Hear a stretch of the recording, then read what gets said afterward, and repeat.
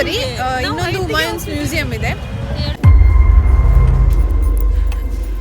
Legit ಹೇಳ್ಬೇಕಂದ್ರೆ ಸಮಾಧಿಗಳು ನೋಡ್ಕೊಂಡು ಬರ್ತಾ ಇದೀವಿ ನಾವು. ನಂಗೆ ಇದಕ್ಕೆ ಬಂದರೆ ಭಯ ಆಯಿತು.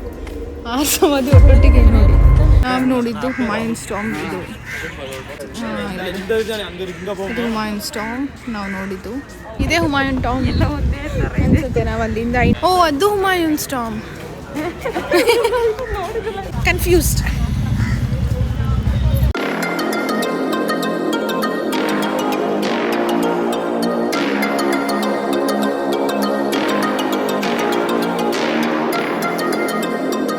Hi guys, welcome back to my channel and ಎಲ್ರಿಗೂ ನಮಸ್ಕಾರ. ಐ ಹೋಪ್ ನಿಮಗೆ ನನ್ನ ವೀಡಿಯೋಸ್ ಇಷ್ಟ ಆಗ್ತಿದೆ ಅಂತ. ನಿಮ್ದು ಏನೇ ಸಜೆಷನ್ಸ್ ಇದ್ರು, ಒಪಿನಿಯನ್ಸ್ ಇದ್ರು ಕಮೆಂಟ್ ಮಾಡಿ, ಸೊ ದಟ್ ನಾನು ನನ್ನ ಸ್ಕಿಲ್ಸ್ನ ಇನ್ನೂ ಚೆನ್ನಾಗಿ ಇಂಪ್ರೂವ್ ಮಾಡ್ಕೋಬೋದು, ವೀಡಿಯೋಸ್ ಇನ್ನೂ ಚೆನ್ನಾಗಿ ಬರುತ್ತೆ. ಆ್ಯಂಡ್ ನಾವು ಕುತುಬ್ ಮಿನಾರ್ನ ನೋಡಿ ನೆಕ್ಸ್ಟ್ ಹೋಗಿದ್ದು ಹುಮಾಯೂನ್ಸ್ ಟಾಂಬ್ ನೋಡೋದಕ್ಕೆ. ಹುಮಾಯೂನ್ ಯಾರು ಅಂತ ನಿಮ್ಗೆ ನೆನಪಿದ್ರೆ ಕಮೆಂಟ್ ಮಾಡಿ. ಸೊ ನಾವು ಇವಾಗ ಹುಮಾಯೂನ್ಸ್ ಟಾಂಬ್ಗೆ ಹೋಗ್ತಿದ್ವಿ.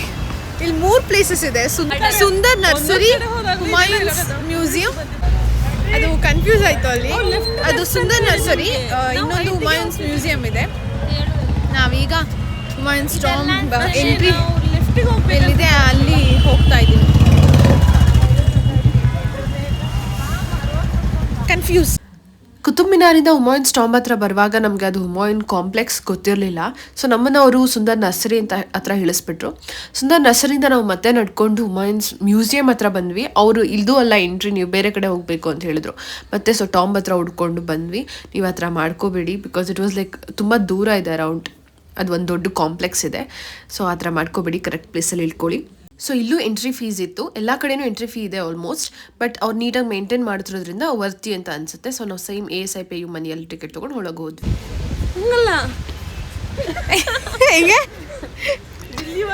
Delhi so back story to this. ನಾವು ಆಗ್ರಾಯಿಂದ ಡೆಲ್ಲಿಗೆ ಬರುವಾಗ ಕೆಲವು ಬಾಯ್ಸ್ ಇದ್ರು. ಅವರಲ್ಲೇ ಒಂದು ಫನ್ ಬ್ಯಾಂಟರ್ ನಡೀತಾ ಇತ್ತು. ಅವ್ರು ಆರ್ಗ್ಯೂ ಮಾಡ್ತಾ ಆ ಥರ ಆ್ಯಕ್ಷನ್ ಮಾಡಿಕೊಂಡು ಫುಲ್ ವಾದ ಮಾಡ್ತಾ ಇದ್ರು. ಆ್ಯಂಡ್ ನಾನು ಶ್ರುತಿ ಅದು ನೋಡ್ಕೊಂಡು ಫುಲ್ ನಗ್ತಾ ಇದ್ವಿ. ಸೊ ಅದನ್ನು ನೆನೆಸ್ಕೊಂಡ್ವಿ ಅಷ್ಟೇ. ಇಲ್ಲಿ 2 ಟಾಂಬ್ ಇದೆ. ಒಂದು ಈಸಾ ಖಾನ್ ಟಾಂಬ್, ಇನ್ನೊಂದು ಹುಮಾಯೂನ್ಸ್ ಟಾಂಬ್. ಈಸಾ ಖಾನ್ ಬಂದು ಶೇರ್ಷಾ ಸೂರಿ ಕೋರ್ಟಲ್ಲಿ ನೊಬೆಲ್ ಆಗಿದ್ರು. ಶೇರ್ಷಾ ಸೂರಿ ಯಾರಂತ ನಾನು ಆಲ್ರೆಡಿ ಮೆನ್ಷನ್ ಮಾಡಿದ್ದೀನಿ. ಆ ವಿಡಿಯೋನ ನಾನು ಇಲ್ಲಿ ಲಿಂಕ್ ಮಾಡಿರ್ತೀನಿ. Sher Shah Suri is also known as Sultan Adil. ಅವನು ಸುಲ್ತಾನ್ ಆಫ್ ಬೆಂಗಾಲ್ ಕೂಡ ಆಗಿರ್ತಾರೆ.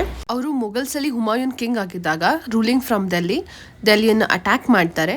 Battle of Kannauj and battle of Chausa 2 ಆಗುತ್ತೆ. ಅದರಲ್ಲಿ ಹುಮಾಯೂನ್ನ ಸೋಲಿಸಿ ಅವರ ಡೈನೆಸ್ಟಿನ ಶುರು ಮಾಡ್ತಾರೆ. ಅದರ ಸುರ್ ಡೈನೆಸ್ಟಿ ಅಂತ ಹೇಳಿ ಕರೀತಾರೆ. So Humayun was put into exile. ಇಂಥ ಇನ್ನೇನಿಲ್ಲ, ಇದರಲ್ಲಿ ಟಾಂಬ್ ಇದೆ ಅಷ್ಟೇ. ಅಲ್ಲಿ ಒಂದು ಎಂಟ್ರೆನ್ಸ್ ಥರ ಮಾಡಿದ್ದಾರೆ. ಇದು ನಾವು ಬಂದಿದ್ದು ಎಂಟ್ರೆನ್ಸ್. ಹಾಂ, ಇದು ಟಾಂಬ್.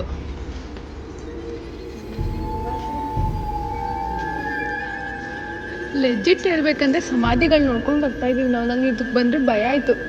ಆ ಸಮಾಧಿ ಒಟ್ಟೊಟ್ಟಿಗೆ ನೋಡಿ ಹಾಂ ಇಟ್ಟಿರ್ತಾರೆ ಅನ್ಸುತ್ತೆ.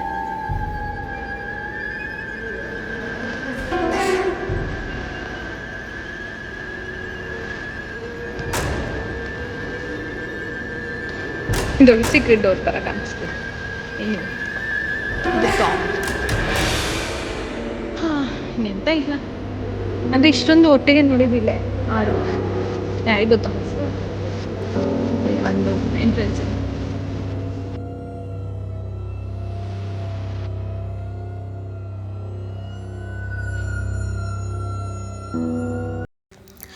ಶೇರ್ಷಾ ಸೂರಿ ರೂಲ್ ಮಾಡುವಾಗ ಅವರ ಕೋರ್ಟಲ್ಲಿ ಇದ್ದ ನೊಬೆಲ್ ಈಸಾ ಖಾನ್ ಅವ್ರದ್ದು ಟಾಂಬೆ ಇದು. ಸೊ ಅವರು ಲೋಧಿ ಡೈನೆಸ್ಟಿ ರೂಲ್ ಮಾಡಬೇಕಾದ್ರೂ ಆ ಕೋರ್ಟಲ್ಲೂ ನೊಬೆಲ್ ಆಗಿದ್ರು.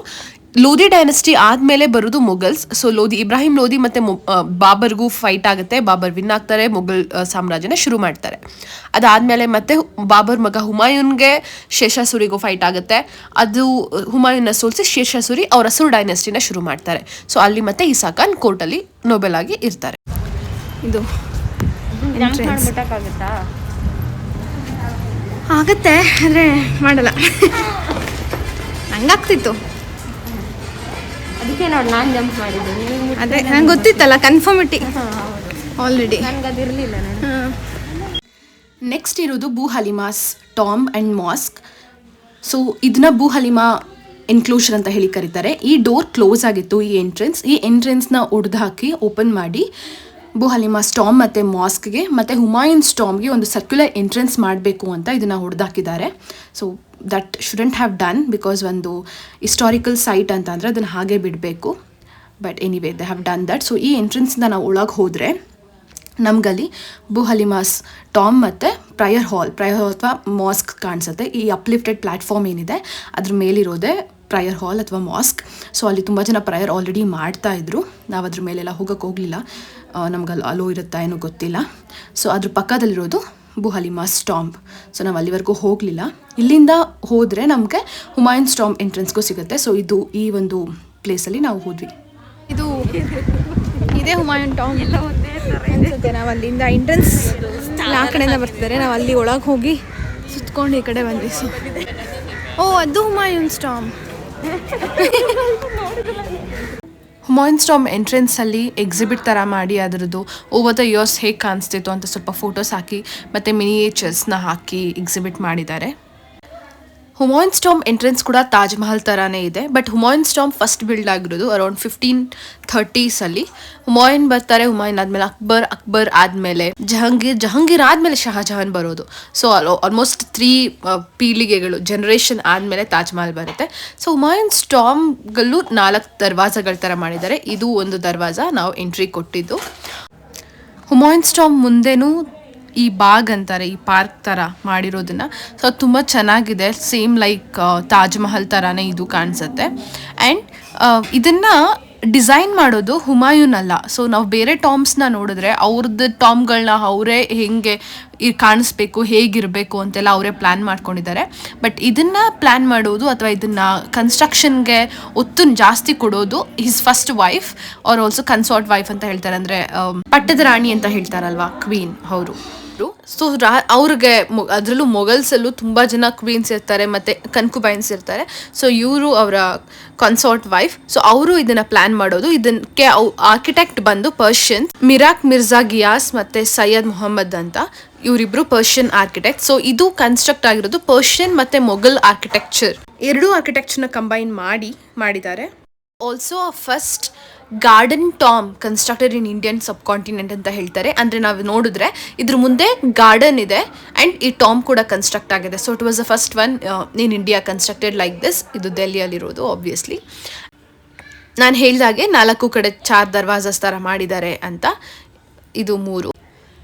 1993 ಇದನ್ನು ಯುನೆಸ್ಕೋ ವರ್ಲ್ಡ್ ಹೆರಿಟೇಜ್ ಸೈಟ್ಗೂ ಆ್ಯಡ್ ಮಾಡ್ತಾರೆ.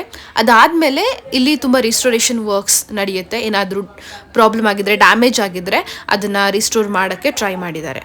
ಸೊ ಪ್ರತಿ ದರ್ವಾಜ ಮುಂದೆನೂ ಈ ಥರ ಗಾರ್ಡನ್ ಇದೆ. ಸೊ ಜಸ್ಟ್ ಇಮ್ಯಾಜಿನ್ ಎಷ್ಟು ದೊಡ್ಡದಾಗಿ ಎಷ್ಟು ಜಾಗ ತೊಗೊಂಡಿರ್ಬೋದು ಈ ಟಾಮ್ ಕನ್ಸ್ಟ್ರಕ್ಷನ್ಗೆ ಅಂತ. ತುಂಬ ಇದೆ, ನನಗೆ ಮಾತಾಡೋಕ್ಕಾಗ್ತಿಲ್ಲ. ಇಷ್ಟು ಹೈ ಅಮೌಂಟಲ್ಲಿ ಸ್ಯಾಂಡ್ಸ್ಟೋನ್ ಯೂಸ್ ಮಾಡ್ಕೊಂಡಿರೋದು ಇದೇ ಫಸ್ಟ್ ಬಿಲ್ಡಿಂಗ್ ಕೂಡ. ಟಾಮ್ ಇದೆ. Delhi is full of toms. And ನನಗನ್ಸೋದು ಪ್ರತಿಯೊಬ್ಬ ರೂಲರ್ಗೂ ಟಾಮ್ನ ಈ ಥರ ಕನ್ಸ್ಟ್ರಕ್ಟ್ ಮಾಡ್ಕೊಂಡು ಹೋದರೆ ಎಷ್ಟು ರೆವೆನ್ಯೂ, ಎಷ್ಟು ಟ್ಯಾಕ್ಸ್ನ ಕಾಮನ್ ಪೀಪಲ್ ಕಟ್ಟಬೇಕಿತ್ತಿದ್ದು. ಸೊ ಎಷ್ಟು ಅವ್ರಿಗೆ ಹಿಂಸೆ ಆಗಿರಬಹುದು ಅಂತ ನೆನೆಸ್ಕೊಂಡ್ರೆ ಬೇಜಾರಾಗುತ್ತೆ. ಆ್ಯಂಡ್ ನಾವು ನೋಡಿದ್ರೂ ತುಂಬ ರಿಲಿಜಿಯನ್ ವೈಸ್ ಕೂಡ ಅವರು ಟ್ಯಾಕ್ಸ್ನ ವೇರಿ ಮಾಡ್ತಾಯಿದ್ರು. ಹಿಂದೂಗಳು ಇಷ್ಟು ಕೊಡಬೇಕಾಗತ್ತೆ, ಬ್ರಾಹ್ಮಿನ್ಸ್ಗೆ ಎಕ್ಸ್ಟ್ರಾ ಟ್ಯಾಕ್ಸ್, ನೀವು ಬೇರೆ ಕಡೆ ಟ್ರಾವೆಲ್ ಮಾಡಿದ್ರೆ ಎಕ್ಸ್ಟ್ರಾ ಟ್ಯಾಕ್ಸ್, ಆ ಥರ ಎಲ್ಲ ತುಂಬ ತಗೊಂಡಿದ್ದಾರೆ ರೆವೆನ್ಯೂ. ನಾವು ನೋಡಿದ್ದು ಹುಮಾಯೂನ್ ಸ್ಟಾಮ್. ಇದು ಫೋನ್ ಝೂಮ್ ಆಗ್ತದೆ. ಇದು ಹುಮಾಯೂನ್ ಸ್ಟಾಮ್ ನಾವು ನೋಡಿದ್ದು. ಇದು ಓಕೆ, ಇದು ನಾವು ನೋಡ್ಕೊಂಡು ಬಂದಿದ್ದು ಈಸಾ ಟಾಮ್.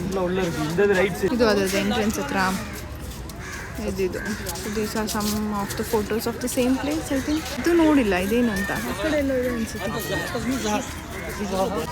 ಇಲ್ಲಿ ಸಮ್ ಹಿಸ್ಟ್ರೀಸ್, ಸಮ್ ಫೋಟೋಸ್ ಹಾಕಿದ್ದಾರೆ. ಆ್ಯಕ್ಚುಲಿ ನನಗೆ ಇಲ್ಲಿ ಮೇಂಟೆನೆನ್ಸ್ ಚೆನ್ನಾಗಿದೆ ಅಂತ ಅನ್ನಿಸ್ತು. ಅವರಷ್ಟು ವರ್ಷದ ಹಿಂದೆ ಎಷ್ಟು ಗಟ್ಟಿ ಕಟ್ಟಿದ್ರು, ಇವಾಗಲೂ ಅವರು ಅದನ್ನು ತುಂಬ ಚೆನ್ನಾಗಿ ಮೇಂಟೈನ್ ಮಾಡ್ತಿದ್ದಾರೆ ಗೌರ್ಮೆಂಟ್ ಅವರು, ಟೂರಿಸಮ್ ಡಿಪಾರ್ಟ್ಮೆಂಟ್ ಅವರು. ಸೊ ಮೇಂಟೆನ್ಸ್ ಅಷ್ಟು ಚೆನ್ನಾಗಿ ಮಾಡ್ತಿರೋದ್ರಿಂದ ಅದು ಅಷ್ಟು ಚೆಂದ ಕಾಣ್ತಿದೆ ಸರ್ ಅನ್ಸುತ್ತೆ. ಇಲ್ಲೂ ಏನೂ ಡರ್ಟ್ ಇಲ್ಲ, ನೀಟಾಗಿ ಕ್ಲೀನ್ ಮಾಡ್ತಿದ್ದಾರೆ ಯಾವಾಗಲೂ. It's good. ಸೊ ನಾವು ಇವಾಗ 2 ಪ್ಲೇಸ್ ನೋಡಿದ್ದು, ಒಂದು ಕುತುಬ್ ಮಿನಾರ್, ಇನ್ನೊಂದು ಹುಮಾಯೂನ್ ಸ್ಟಾಮ್. ಬೇರೆ ನೋಡೋದಕ್ಕೆ ಟೈಮ್ ಇಲ್ಲ. ಊಟ ಮಾಡಿ ಸರೋಜಿನಿ ಮಾರ್ಕೆಟ್ ಹೋಗ್ತೀವಿ. ಮೋಸ್ಟ್ ಪ್ರಾಬ್ಲಿ 15th ಟೈಮ್ ಇರುತ್ತೆ ನಮಗೆ.